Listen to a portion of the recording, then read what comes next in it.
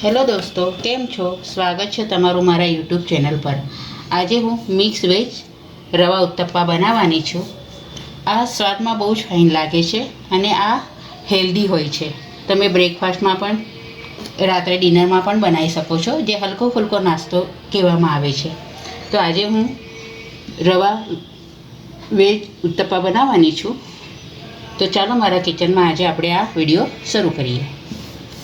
હવે તવો ગરમ થઈ ગયો છે, મેં ઓઇલથી ગ્રીસ કરી લીધો છે। હવે આપણે આ ખીરું ઉપર પાથરીશું।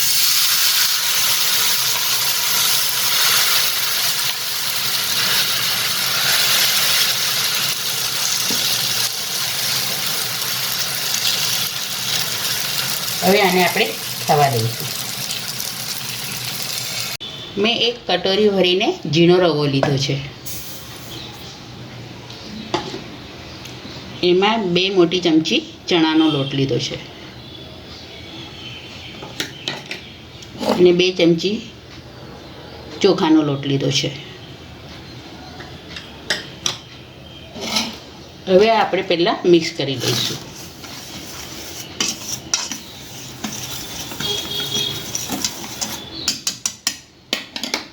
હવે આમાં અડધી ચમચી મરી પાવડર, સ્વાદ પ્રમાણે મીઠું,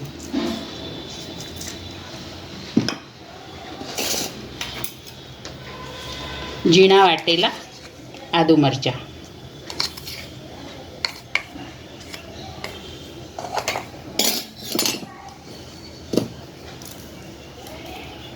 એક ચમચી જેટલું જીરું નાખીશું। યલો અને ગ્રીન કેપ્સિકમ લીધા છે, ઝીણા કટ કરી લીધા છે, એ આપણે નાખીશું અંદર। અડધું ગાજર લીધું છે, જે મેં ઝીણું છીણી લીધું છે।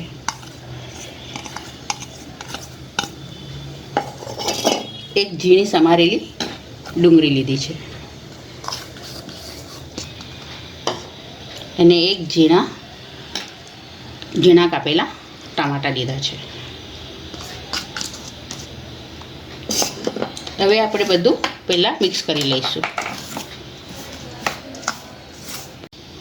હવે આમાં થોડું થોડું પાણી નાખીને આપણે ખીરું બનાવી લઈશું।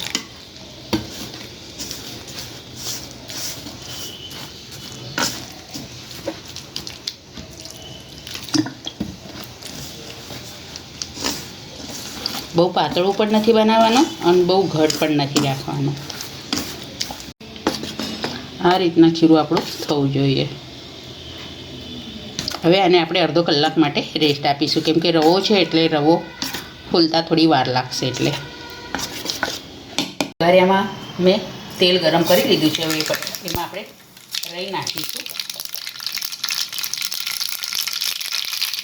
અને હિંગ નાખીશું। હવે આ વઘાર આપણે આ ખીરા પર નાખી દઈશું અને આને હલાવી દઈશું। હવે આમાં હું લીલા ધાણા નાખું છું। હવે આને મિક્સ કરીને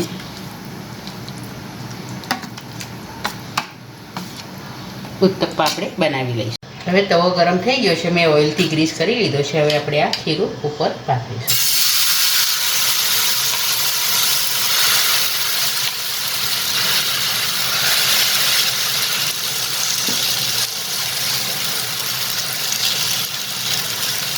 હવે આને આપણે થવા દઈશું।